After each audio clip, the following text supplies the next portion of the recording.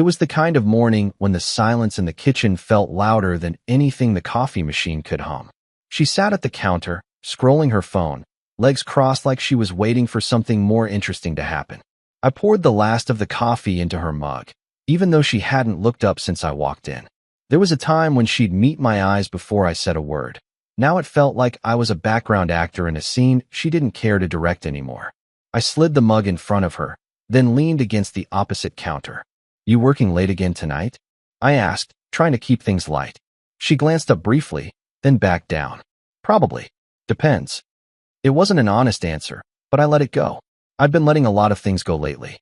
The size, the way she recoiled from casual touches, the edge in her voice when I asked about her day. It was like living with someone who used to be my wife, but now only wore her skin like a uniform she was tired of. I reached for the grocery list magnetized to the fridge. "We're out of eggs. You want me to pick up dinner too?" That's when she said it. "You're lucky I haven't walked out yet." She didn't shout it. It just dropped from her lips like it was a truth she'd been nursing for weeks, maybe longer, waiting for the perfect time to release it. No emotion, just a line, tossed out like weather commentary. The pen in my hand hovered above the list. I looked at her fully now. Her gaze remained fixed on whatever video she was watching, utterly unaffected by the weight of what she'd just dropped between us. It didn't come after an argument. We weren't fighting.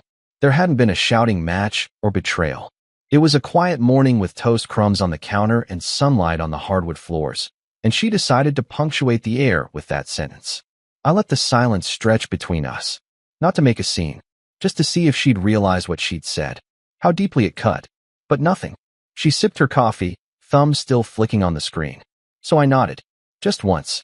Then I walked to the coat rack by the door, unhooked the light gray trench she always wore when she wanted to look casually superior to everyone around her. I brought it back, laid it gently over the back of the chair next to her. She glanced up, confused for the first time. "What are you doing?" she asked, brows lifting slightly. I tilted my head toward the front door. "Then don't let luck run out." Her phone slipped from her hand onto the counter. That startled her more than anything else. For a second, she stared at me like I'd just spoken a language she didn't recognize. "You're not serious," she said, the edge creeping in. "I'm exactly as serious as you are." She blinked. It was a figure of speech. I gave a short, humorless chuckle. "No, it was a confession. You didn't say it to be dramatic. You said it because you believe it. You've been saying a version of it in every sigh, every eye roll, every time you pull away like I'm a burden." She opened her mouth, but I raised a hand. "I don't need an apology. You don't mean. I don't want a half-hearted justification. You said what you said. You're free to follow that thought wherever it takes you." For a moment, she looked around the room like she'd never seen it before, like she was suddenly aware of how her tone had settled into every corner of this house. The air between us was no longer just cold. It was made of glass. Brittle, dangerous, and already starting to crack. "You're overreacting," she tried, her voice wavering now. I leaned back against the wall, arms crossed. "No, I'm reacting. For the first time in too long." I could see it unsettle her. This version of me that wasn't trying to fix things, wasn't looking for compromise. She was expecting silence, maybe a retreat into the usual routine. Instead, I handed her clarity. She stood slowly, the coat still untouched. Her hand brushed past it, but didn't grab it. "You're trying to call my bluff?" she said finally. "If it's a bluff, it's not mine." The room stayed still for several seconds. The kind of stillness that follows a door slammed shut or a vase knocked off a shelf. A silence that marks the moment before everything changes. "I have a meeting," she muttered, finally reaching for her coat. "We'll talk later." "If you walk out now," I said, not moving, "it won't be a pause.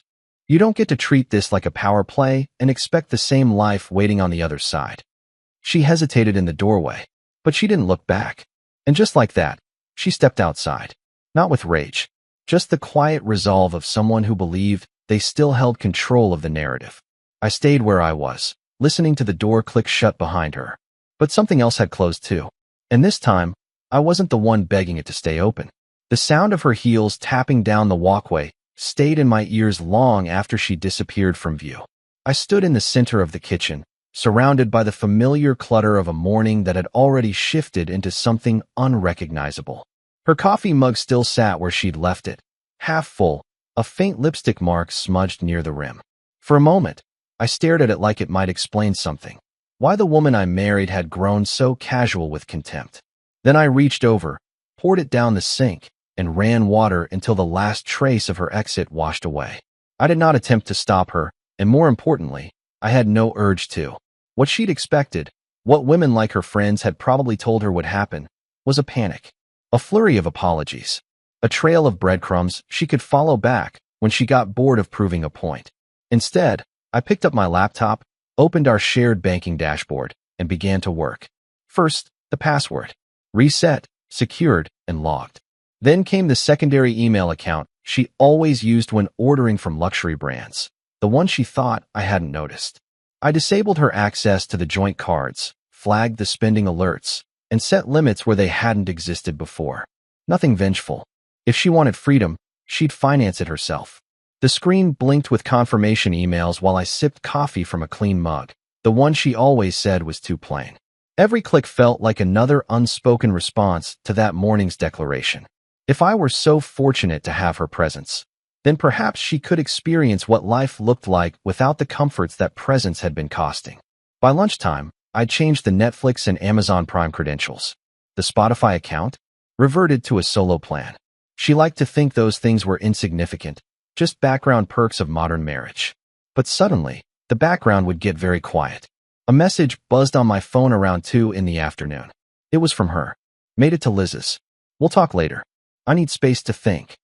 The tone was rehearsed, calm on the surface, but underneath, the signal was clear. She was expecting control to remain hers. She assumed I'd pace the floors, waiting for her to process, like I always had. I typed back, "Take all the time you need." Then I muted the thread and returned to work. The quiet that followed surprised me. It felt comfortable. For the first time in months, maybe years, there wasn't tension radiating from the other room. No forced small talk, just a peaceful hum, the low spin of the dryer in the hallway, and my breath, even and steady. That evening, I reheated leftovers and ate alone. No grand statement. Just me, my dinner, and the luxury of clarity. As I scraped the last of the pasta from the plate, another text came through. "Did you log me out of the bank app?" I wiped my mouth, leaned back, and stared at the phone, just the first chip in the facade. I replied, "You said you needed distance. Consider it a line drawn with respect." She didn't answer right away. I watched the screen pulse with the typing bubble, disappear, then return. Her mind was probably racing, trying to figure out how this situation had veered off script. She thought I'd be devastated. Instead, I was reorganizing my side of the house and sleeping better than I had in weeks. The next day, I woke up to an email notification. She'd tried to change the Apple ID password. The request failed, of course, because I had already severed the shared links. Music, calendars, saved photos from trips she barely remembered but always liked posting about.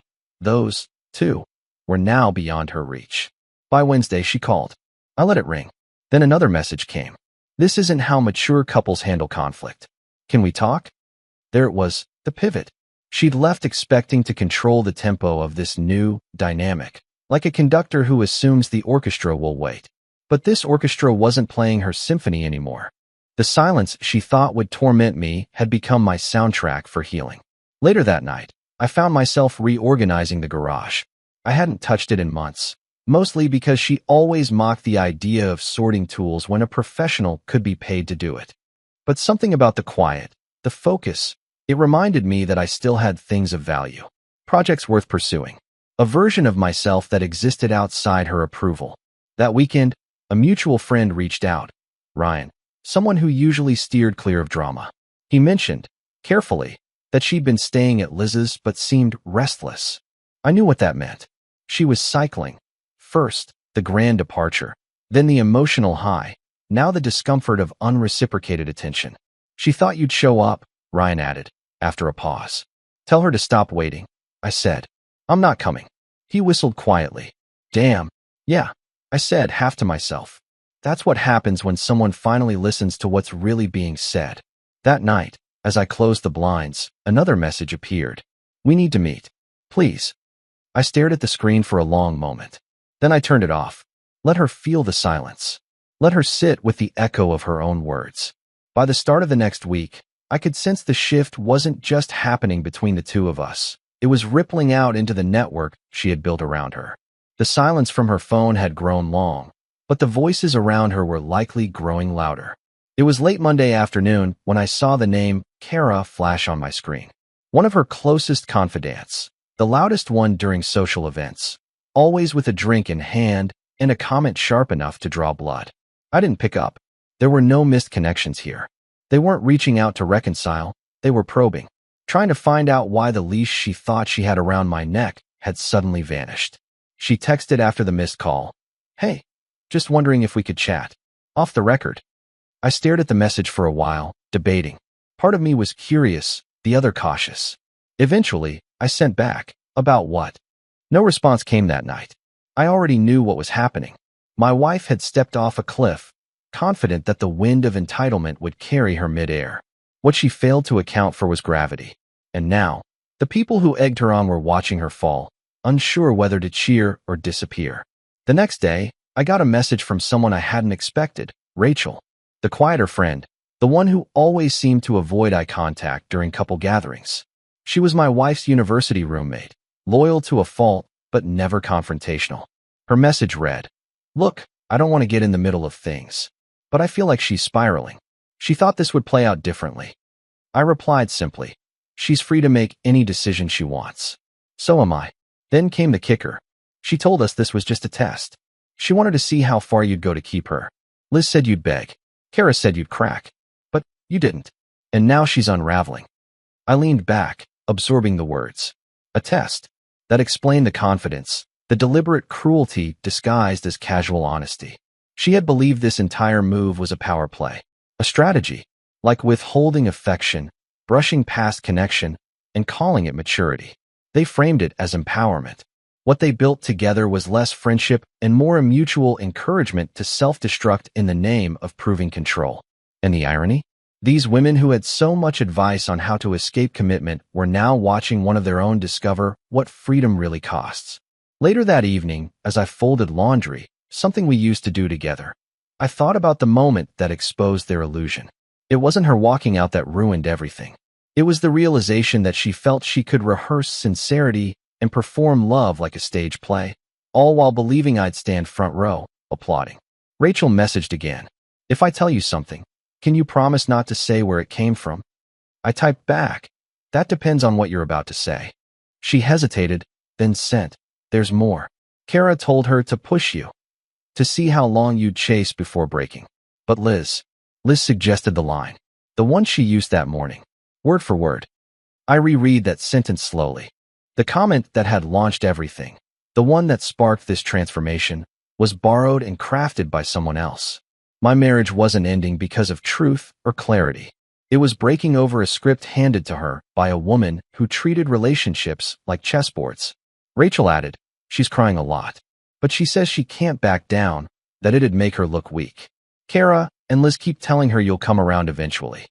Asterisk, they'll be disappointed." I sent back. She saw the message and never replied. That night, my phone buzzed again. This time it was her. "Why are you talking to Rachel?" No greeting. Just a sharp sentence complete with accusation. "Defensive. Cracks forming." I replied, "I didn't reach out." She did. There was a pause. Then, "You're involving my friends now." I laughed under my breath. The irony of it all. The same circle that had turned her into someone who thought calculated distance equaled strength was now the barrier she wanted to keep me from stepping near. "You involved them the moment you let them script our marriage," I answered. Another long silence. Then came the predictable pivot. "This is getting toxic. We need to talk in person." She was trying to regain her footing. The shift was apparent. Discredit the exposure, claim victimhood, regain emotional ground. It was a strategy as old as time. What she couldn't predict was that I had no interest in replaying the act. The stage was empty now. The lights had dimmed. I powered down my phone and walked outside. The air was cool and crisp. I took a deep breath, letting it settle into my chest. This was about reflection, seeing the web from the outside, realizing I had been caught in a script for too long, and the pages were written by voices that had never once cared about the outcome beyond their entertainment. The following morning, I received a voicemail. She sounded shaky. "I just want to talk without all these outside influences." Just us. Please. But we'd already passed that point. Just us had stopped being a concept the moment she let her committee take the reins of her personal life. I deleted the voicemail and opened my laptop. If she wanted to talk, she'd have to step out of that circle entirely. Because the following conversation wouldn't be about comfort, it would be about accountability. By Thursday, she switched tactics. Gone were the terse messages. In came longer texts wrapped in soft nostalgia, memories, half-hearted jokes, little callbacks to better days. She even referenced a coffee shop we hadn't visited in over a year, as if reminding me of past routines could serve as a reset button. I read every word with a clear mind, the emotional fog that once clouded my judgment entirely gone. Maybe we should talk over lunch? Neutral ground? I didn't respond right away. I let the message sit there, unread, for hours. When I finally opened it, I typed, "What exactly do you want to discuss?" Her reply came instantly. "Us. How did this all get so out of hand? Face to face. Just an honest conversation." It struck me how quickly the language had shifted. From "you're lucky I haven't walked out" to "this got out of hand." She had begun stepping back from her words like they'd been written by someone else. Maybe they had, figuratively speaking. Liz's voice still echoed behind those texts. I agreed to meet. Saturday, 11:30 a.m., a small cafe between her workplace and mine. When I arrived, she was already seated, fidgeting with her sleeves. Her expression was measured, trying to appear calm while scanning my face for signs. Worry, hurt, resentment, any lingering emotion she could anchor herself to. "Thanks for coming," she started, tone almost rehearsed. I nodded. "You asked." She took a breath, clearly hoping I'd offer more. I didn't. I've been thinking about everything. About the way things escalated. Maybe it was poor advice. Perhaps I misread things. That was the closest thing to accountability I'd heard from her in months, though the wording carefully avoided admitting fault. "Maybe," I asked, raising an eyebrow. Her eyes dropped for a second. "Okay, probably. But I want to fix this." I leaned forward slightly. "Why now?" The question rattled her. She blinked once, then again, lips parting like she was still crafting an answer. "I guess. I didn't expect silence from you. I thought you'd try harder." There it was. "You mean beg." Her shoulders stiffened. "I mean fight. Show me you cared." I sipped my coffee before responding. "You expected desperation. That's what Liz and Kara told you would happen. That I'd crawl through the debris of your emotional experiment, hoping to be let back in." Her expression hardened. "I never said it was an experiment. You didn't have to." We sat in silence for a few moments. Then she tried again. "Look, I said some things that sounded harsh." "They didn't sound harsh. They were." She swallowed, struggling to recalibrate. This version of me, measured, calm, unmoved, wasn't part of the outcome she'd envisioned. "This is the part where you say something like, 'I miss you too,'" she tried, a nervous laugh punctuating her sentence. "I miss the version of you that existed before she started taking relationship cues from divorcees who enjoy chaos." That shut her up for a moment. Her jaw tensed. She stirred her tea absently, eyes darting to the window. "I didn't realize how far things had gone until I couldn't feel you anymore," she whispered. "I kept thinking it would turn into a fight, and somehow we'd reset." I nodded slowly. "You wanted to burn the bridge and assume I'd rebuild it." She said nothing. We parted shortly after. No tears, just a quiet, mutual understanding that the air between us had changed in ways conversation couldn't undo. That night, I went to a gallery opening downtown. An old friend had invited me, someone I hadn't seen in years, but always got along with. Her name was Elise. We met in college, dated briefly before life pushed us in different directions. The moment I stepped into the space and saw her near a painting she'd curated, something in my chest shifted. It wasn't love. It was recognition. She greeted me warmly, genuinely surprised. We talked for over an hour, flowing effortlessly from art to life to memories that didn't hurt to revisit. There were no expectations in her eyes. When I returned home, I found another message waiting. "Are you free tomorrow? I was thinking maybe we could cook dinner together like we used to." I stared at it for a while, debating. I typed, "I have plans." Her reply came instantly. "With whom?" I placed the phone face down and poured myself a drink. The next morning, another came. "You're seeing someone? Already?" No punctuation again. Just raw emotion bleeding through the screen. The mask was slipping. That Sunday afternoon, I bumped into Liz at a local bookstore. She was wearing sunglasses despite the overcast weather, clutching a leather tote and pretending to read something intellectual. When she spotted me, she gave a tight-lipped smile. "Well," she said, "you look unbothered." "I am." Her expression twitched, just slightly. "You're not going to regret throwing her away like that." I turned to her fully, matching her gaze without blinking. She set herself on fire to see if I'd come running with water. I walked out of the smoke. Liz didn't reply. She adjusted her bag and walked off, pretending she hadn't lost something in that moment. Back home, I deleted the thread of messages from my wife. Then I archived our wedding photos into a private folder labeled Lessons. They were reference points. It was the following Friday when she finally showed up, unannounced. I heard the knock while I was folding laundry upstairs, a rhythmic pattern, gentle at first, then firmer. By the time I reached the door and pulled it open, she stood there in a coat she used to wear to holidays with my family. Her eyes met mine, tired, unsure, almost rehearsed. I thought maybe we could talk. I stepped aside without speaking. She walked in slowly, scanning the room like she was searching for something familiar, something that would promise her this wasn't over. Her gaze paused on the empty shelf near the hallway where our wedding photo used to sit. That detail landed. I watched it register in her eyes. Still, she said nothing. We moved to the living room. She sat at the edge of the couch, legs crossed, hands clenched in her lap. The silence between us didn't stretch awkwardly. It settled naturally, like the air in a room long undisturbed. "I've made mistakes," she began, voice thin. I waited. I let outside voices influence me. I let pride control my reactions. I treated our marriage like it was optional instead of essential. "I assumed you'd always be waiting." She looked at me now, thoroughly. "But you weren't. And I get it. I do. I don't expect to walk in here and fix everything overnight. I just wanted to say I was wrong." She waited for more. An opening. A bridge.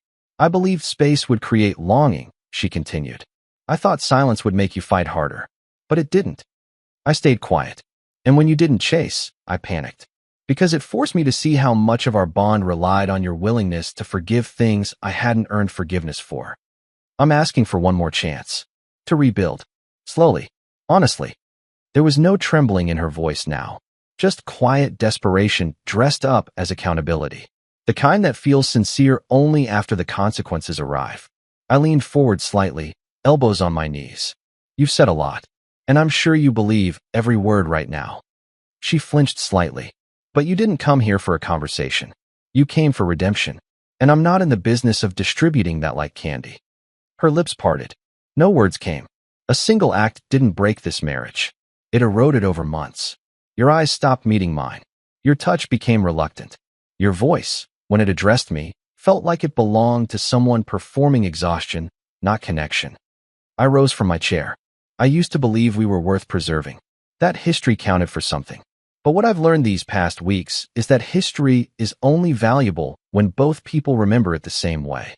She stood as well, a step behind me. "I remember." "You remember pieces," I said. "But the version of me who tolerated dismissal, silence, manipulation, that man is gone." She reached out instinctively, fingers grazing the edge of my sleeve. "I can show you I've changed." I looked down at her hand, then back into her eyes. "You changed the moment you believed your absence would elevate your worth. You gambled everything we built on the hope I'd crawl back through ashes. But when you returned, you found there was no fire left." I turned toward the hallway and motioned gently toward the door. She didn't move right away. Her eyes searched my face, looking for softness, maybe an old reflex she could count on.